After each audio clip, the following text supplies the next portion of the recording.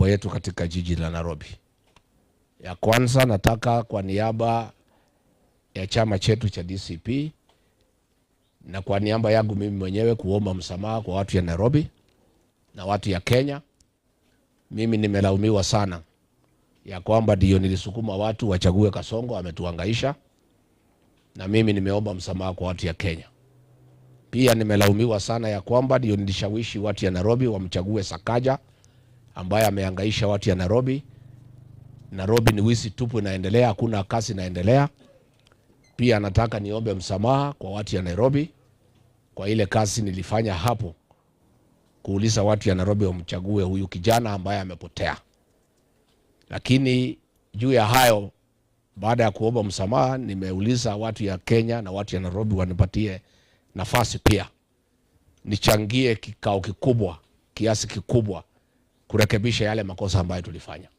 Na ndio mimi nimeongoza kampeni ya kumuondoa William Ruto kwa ofisi. Pia nitafanya kazi mingi sana Nairobi tukiwa na nyinyi kumuondoa huyu Sakaja kama governor wa Nairobi, aende nyumbani, waende pamoja na William Ruto. Tunataka huyu William Ruto akienda nyumbani, aende nyumbani na watu yake. Tumesema tunataka kuua nyoka pamoja na mayai, kwa sababu hatutaki tupate shida. Watu ya Nairobi wamehangaika, tunapoongea watu ya Gikomba wako nje, mali yao imechomwa, mali yao imeharibiwa, na wanahangaishwa kwa sababu ya msimamo wao wa kisiasa. Kwa sababu watu pale Kamukunji wanaunga mimi mkono, wanaunga Kalonzo mkono, ndio wanahangaishwa kwa mambo ya kisiasa. Na haya ni mambo ambaye lazima ikome katika jiji la Nairobi. Mnajua nilifukuzwa pale kwa Senate ya kwamba nilikataa watu ya Marigiti wafukuzwe. Nilikataa watu wabomolewe kwa mto ya Nairobi. Mimi nilichukua huyu msimamo and I have no regret. Given another opportunity, I'll still take the same stand ya kwamba ni makosa kuharibia watu maisha yao na biashara zao. Ni makosa kubomoa manyumba ya watu ya Nairobi ambaye hawana makao. Na mimi ningetaka nihakikishie watu ya Nairobi ya kwamba mwaka ujao tunaunda serikali. Hii maneno ya kuvuja manyumba ya watu na kuwafukuza bila kupangia wataenda wapi ni mambo ambayo itafika mwisho. Na kwa hivyo mimi pia niseme niko na habari ya kwamba William Ruto na mtoto yake ameingilia biashara ya matatu. Na tunapoongea William Ruto ameshikana na NTSA na polisi, wameanza kuchukua zile stages ya Nairobi, na huyu mtoto ya Ruto ameanza kutake control of the matatu industry in Nairobi. Niko na habari ya kwamba William Ruto ameapa ya kwamba akipata nafasi ya rudi tena kama rais wa Jamhuri ya Kenya, atapiga marufuku biashara yote ya matatu. Hao watu ya matatu wote warudi reserve, na kijana yake na yeye wachukue nafasi ya biashara ya matatu katika Nairobi na katika kila pembe ya Jamhuri ya Kenya. Na that is the reason why watu ya matatu wote, wenye matatu, madriver na tout na conductors na wale kamagera na kila mtu, lazima tusaidiane pamoja kuhakikisha William Ruto amekuwa one term. Kwa sababu akirudi, kwa bahati mbaya arudi kama ameanza tayari kuhangaisha biashara ya matatu wakati anatafuta kura. Ile swali tunajiuliza, akipata nafasi ya rudi na hataki kura, atatufanyia nini? Hiyo ndio swali iko kwa Wakenya.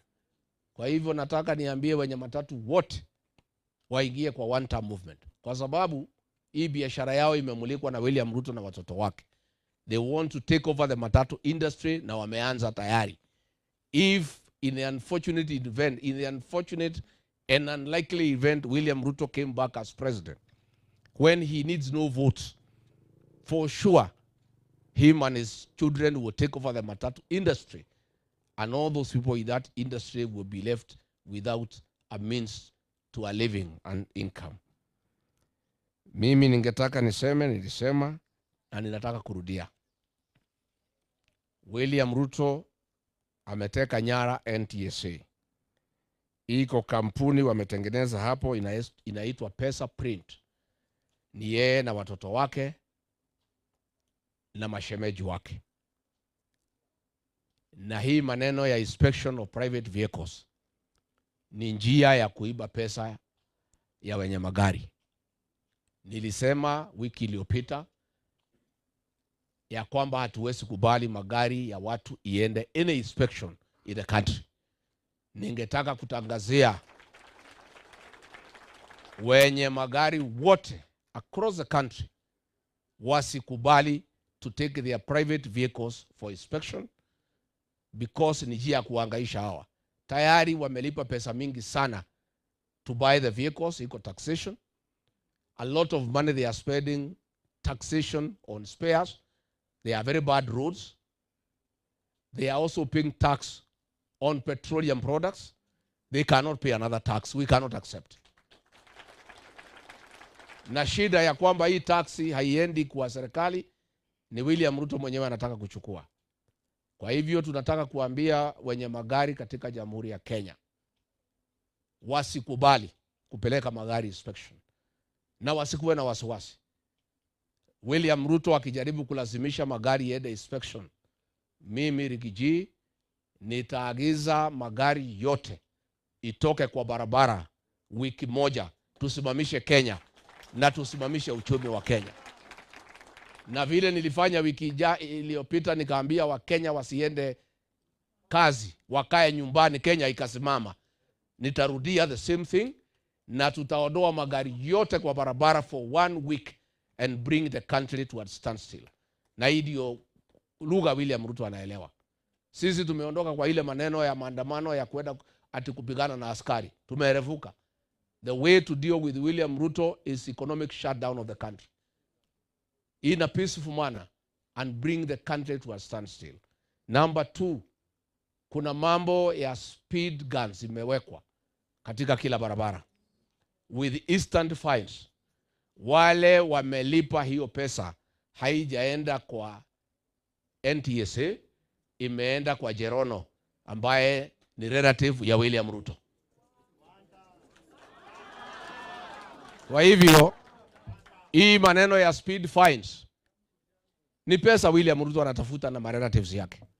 Itakuwaje pesa inatakiwa iende kwa account ya NTSA imeenda kwa Jerono? How?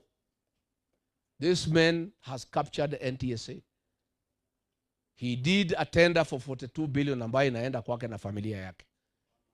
Kwa hivyo tunaambia wale watapigwa speed fine wasilipe kwa NTSA, tupewe account ya NTSA ambaye haipitii kwa e-Citizen, ambaye watu watalipa kwa NTSA, hiyo pesa iende kwa serikali. Hatuwezi lipa pesa kwa William Ruto na familia yake. Mimi nikiona vile hii Kenya naendelea, kwa sababu hatuwezi pambana na huyu William Ruto kwa barabara, ataua watoto wetu, ataharibu biashara zetu. The way to deal with this man now is to do what he is doing to Kenyans. Ameumiza wa Kenya kiuchumi. Amechukua biashara zote za Kenya. He is in banking, ako kwa insurance, ako kwa hospitality, anauza chuma, anauza tiles, anauza simiti, anauza macadamia, anauza avocado, matatu wameingilia, anauza mayai, anauza kuku. The man has driven all business people out of business. He has used his office as president to take over all the businesses in Kenya. So I'm in the process of compiling all the businesses he has acquired and he is running. In a few weeks, I'll be announcing all these businesses and factories and ask the people of Kenya to boycott all products and services that are being offered by companies owned by William Ruto and his proxies. Tutamuhangaisha kiuchumi. And we'll ask all Kenyans who are unhappy with the way he's running the country, with the way he is stealing everything from the country, with the way he has driven all business people out of business, we'll also drive him out of business. I'll announce all those companies I am compiling. So far I have 17 companies. na zingine zinaendelea kukuja.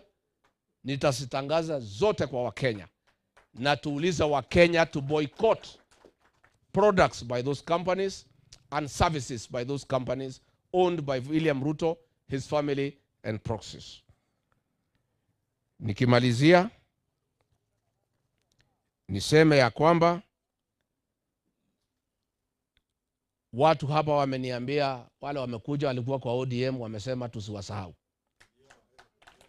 Mimi niliambia watu ya ODM William Ruto amepanga kumaliza ODM. Wakaona kama ni mchezo. ODM iliuziwa William Ruto na Junet Mohamed, Gladys Wanga na yule mzee anasema anataka power. Hiyo mzee hata akipewa power, what will he do with it? Si hata kutembea ni shida. Sasa nikamwambia watu ya ODM, Ruto ameliniambia mimi, ameleta Raila karibu ndio amalize ODM. Hataki chama kikubwa. He has reduced ODM kuwa chama kidogo ya Luo Nyanza. Na pia pale Luo Nyanza hakuna mtu wako nyuma ya William Ruto. Akifukuza Sifuna na Babu kwa ODM, ODM ile kidogo imebaki imekwisha. Na mimi naambia Sifuna, wewe unangoja nini? Hii jamaa amekuangaisha, amekupangia. Why are you waiting? Si ukuje pahali wananchi wako. So mimi nataka niambie, from where I sit, ODM in Nairobi is finished. Hakuna kiti watapata hata moja. Kwa sababu hao wanafuata William Ruto na hana kura Nairobi. Zile kura William Ruto alikuwa nayo Nairobi, mimi ndio nilikuwa nimemkodisha. Si ndio? Silikuwa kukodisha. Akatupiga teke. Akatuonesha madharau, akatusaliti. Si tumeondokea yeye. William Ruto hana support Nairobi, hata jana analipa watu. Mikutano yake yote ni ya kulipa watu. Ilikuwa imejaa GSU na plainclothes police officers and goons. Nobody is interested kwenda mkutano ya William Ruto Nairobi. Anayozua the country. So ODM hakuna kiti watapata hata moja Nairobi. Tumejipanga vizuri. Na watu ya Nairobi msikuwe na wasiwasi. DCP itakuwa na candidate wa kiti cha gavana. And with our numbers, tukisaidiana with my colleagues in the United Alternative Government, DCP will win kiti ya gavana Nairobi. Na huyu Sakaja lazima aende nyumbani wakiwa na William Ruto. Katika viti 17 tutaweka candidates in every seat, and where we need to talk with our colleagues tukubaliane so that we win all the seats. Viti yote 17 iende kwa United Alternative Government. All the 85 seats of the county assembly zote tutachukua. Na zile DCP ina meza mate ni karibu 62. The ones we think DCP can comfortably take, tukisaidiana na wenzetu. So we must take control of Nairobi, working with the other colleagues in the United Alternative Government, ndio Nairobi yetu ikae sawa sawa. Kwa hivyo mimi naomba mtie bidii, muuze chama, tutakuwa na free and fair nomination, na kila mtu atapata nafasi. Finally, naona abductions zimerudi.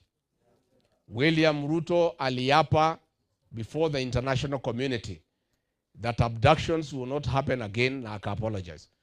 So what is the need? Wewe unajifanya you are compensating victims of abduction and extrajudicial killing when the same abductions are going on. Hii maneno ya abductions tukiendelea uchaguzi tunaona imeendelea. We are calling upon the international community to put William Ruto on notice. He has become excessive on violation of human rights. Ile maneno tumeona vijana wametekwa nyara, wameteswa, walipatikana kwa gari ya polisi, wamepatikana wametupwa kwa mtaro. They have been tortured, and the last time they were seen, they were in police hands. So ile squad ya 101 police officers ilikuwa nafanya abductions and extrajudicial killings has been reactivated. Na pia mimi naambiwa hao watu wakina Murkomen wanapanga kuleta fujo Olkalau. Na watu ya Olkalau wanangoja hawa. It will not happen. Hii maneno ya kutisha raia na kutisha wananchi lazima ifike mwisho. So we want to tell our people that abductions are back, They are abducting young Gen Zs who are in one-term movement. They are also abducting journalists, na nimezungumza kwa press conference. We want to tell William Ruto that even if you abduct the people of Kenya, the Kenyan people, your fortunes cannot change. Mambo yako imeharibika irreversibly. Lazima uende nyumbani. And the sooner you accept that your time is up, the better for you. No amount of abductions and judicial killing can bring back the favor you had with the people of Kenya. Wewe ulikuwa na favor kubwa sana kwa watu ya Kenya. Ukaharibu mwenyewe, ukageuka wa Kenya, ukapora mali yao, ukateka watoto nyara, ukaua watoto, ukalete mambo ya ufisadi, ukalete ukabila, ukavamia kila kitu, ukavuja manyumba ya watu Nairobi, ukachoma Gikomba, ukaangaisha kila mtu. Favor ya Mungu na ya wananchi wa Kenya ikakuondokea. Hata ukiteka watoto nyara, hata ukiwaumiza, hata ukiwaua, that favor cannot come back. Imefika ile inaitwa mene tekeli. Hapo ndio tumefika. But we must continue calling out William Ruto every day. Nimeona hii vijana wake ya kupiga kelele wakisema hatujaona Rigiji kwa streets akifanya maandamano, akikula tear gas. Mimi hiyo sio line yangu. Kila mtu wako line yake. Everybody ako na strength yake. The strength ya Rigiji sio kwenda kufanya maandamano. Strength ya Rigiji sio kupeleka Wakenya wauawe. Strength ya Rigiji sio kuharibu mali ya wananchi. Rigiji ni mtu ya amani. Rigiji ni mtu ya kutafuta mali, sio ya kuvunja mali. Rigiji ni mtu ya kujenga, sio ya kubomoa. Rigiji ni mtu ya amani, sio mtu ya fujo. Kwa hivyo nyinyi nasikia mnasema ati Rigiji hajafikisha kiwango ya Raila Odinga ya kufanya maandamano, mumepotea. Mimi siko kwa hiyo laini. Kwa sababu mimi sina haja nifanye maandamano watu uwawe niingie kwa serikali kwa nguvu. Mimi nataka kutafuta serikali kupitia debe kwa kura. I want to form government through the ballot. Na nyinyi mnasema ati mimi sijui maandamano. Ni kweli mimi sijui. Mimi msinipimie umaarufu kwa mambo ya maandamano. Mimi ni mtu ya kujenga manyumba, sio ya kubomoa. Mimi ni mfanyabiashara. Mimi kazi yangu ni kukuza biashara ambayo na kuharibu biashara. Mimi ni mtu ya kutafuta amani, hapana mtu ya kutafuta fujo. Kwa hivyo hiyo maneno mnanipimia ilikuwa ya Raila ya fujo na kuharibu mali na kufanya watu wauawe. Mimi siko hapo. Mimi I have my strength. Na William Ruto anajua my strength. Strength ya Rigathi Gachagua is political mobilization to make somebody to be elected the president of Kenya. That is my strength. Mimi nilimobilize watu 2007. Mwai Kibaki akachaguliwa tena kama rais wa Jamhuri ya Kenya. Mimi nilimobilize wa Kenya 2013. Uhuru Kenyatta akakuwa president wa Kenya. Mimi nilimobilize wa Kenya 2017. Uhuru Kenyatta akarudi kama rais wa Jamhuri ya Kenya. Mimi nilimobilize wafuasi wangu na wa Kenya. William Ruto akakuwa president 2022. That is my strength. Na ukitaka kunipimia nguvu ni hapo. Sasa kazi iko mbele yangu ni hiyo ya political mobilization. The work I'm doing now is to mobilize Kenyans to make sure William Ruto is one term. Ile kazi mimi nafanya ni mimi mwenyewe kujitafutia kura nikuwe rais wa Jamhuri ya Kenya. Na kama nilisaidia Mwai Kibaki, nikasaidia Uhuru Kenyatta, nikasaidia William Ruto, nitashindwa kujisaidia namna gani? Hapo ndio nguvu yangu iko. Mimi usinipimie mambo ya barabara ati hatujamuona kwa barabara. Nikifanya nini kwa barabara? Kazi yangu ni political mobilization. That is my strength and my speciality. I'm in the business of making people presidents. That is my line. I have made 3 presidents. I'm just about to make another one term. Hapo ndio nguvu yangu iko. Kila mtu si yako na nguvu yake. Kila mtu wako na nguvu yake. Mimi msinipimie mambo ya kuharibu mali ya watu. Mimi siko huko. Msiniharibu ati munihesabie mambo ya kupeleka vijana kwa barabara kwa wawe. That is not my strength. It has never been my strength. My strength is political mobilization to get people to be elected president. That is my strength. And I want to leverage on my strength. Na mimi niko hapo. Mimi saa hii najitafutia umaarufu. Vile nilisaidia Kibaki akakuwa president, nikasaidia Uhuru Kenyatta akakuwa president, nikasaidia William Ruto akakuwa president. Wakati imefika pia nijisaidie na Wakenya mimi mwenyewe nikuwe president. Na kila mtu wako na strength yake. William Ruto strength yake ni wizi na uongo. So yeye aendelee, si ndio? Kila mtu apimiwe laini yake. Usitupimie laini ya bwana si yetu. Na sisi tunaamini serikali inapatikana kwa debe. I believe that we need to use constitutional means to ascend to power. I don't believe in violence. I don't believe in destruction. I don't believe in noise. I don't believe in disorder. I am a very orderly leader. I believe in political mobilization to achieve a majority vote in a general election. And that is my strength. And that is where I tick. That is my talent. And I intend to utilize it to the full. Na mimi niko hapo. Kwa hivyo nyinyi mnataka kupimana na Raila, mambo ya kupeleka watu kwa barabara, mtafuta watu wengine. Mambo ya kutafuta mtu akuwe rais, hapo mimi mnipimie hapo. I want you to challenge me on how to make presidents. Ask me what is your record on making presidents. I will say what I did to assist Mwai Kibaki. I will say what I did to assist Uhuru Kenyatta. I'll say what I did to assist William Ruto. I'll tell you what I'm doing to make sure William Ruto goes home. Si hapo tuko sawa sawa?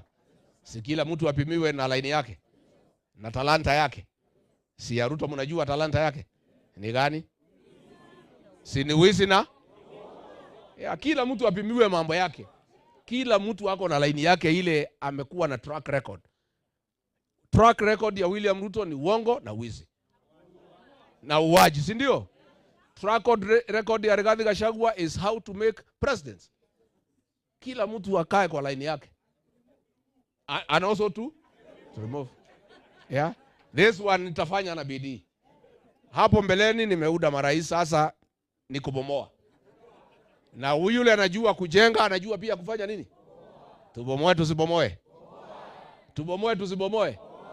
Huyu William Ruto alikuwa hapa kwa hii boma yangu mara karibu 4, picha ziko hapa nitamuonesha. Akilia hapa akiobewa na Mama Dorcas nimsaidie. Kwa hii boma nilikusaidia William Ruto, nitakubomolea kwa hii boma. Hapa. This home.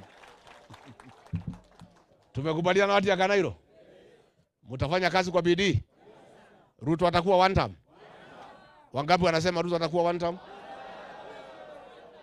Wangapi wanasema tuwe nyoka na mayai? Wangapi wanasema Sakaja aende nyumbani? Wangapi wanasema DCP ndio yenye kusema katika jiji? Mimi niko hapo, nimefurahi sana, asanteni sana. And thank you very much watu ya Kanairo.